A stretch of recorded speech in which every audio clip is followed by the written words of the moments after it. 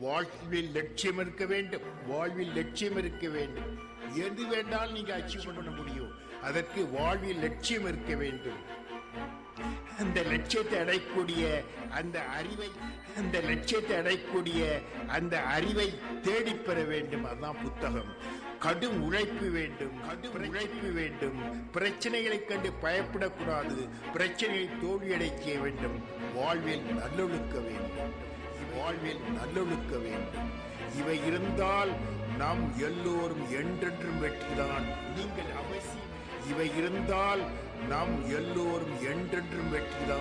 நீங்கள் அவசியம் வெற்றியடைவீர்கள்.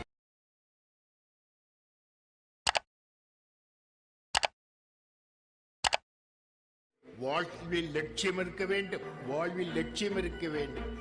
எது வேண்டாலும் நீங்க அச்சீவ் பண்ண முடியும். அதற்கு வாழ்வில் லட்சியம் இருக்க வேண்டும்.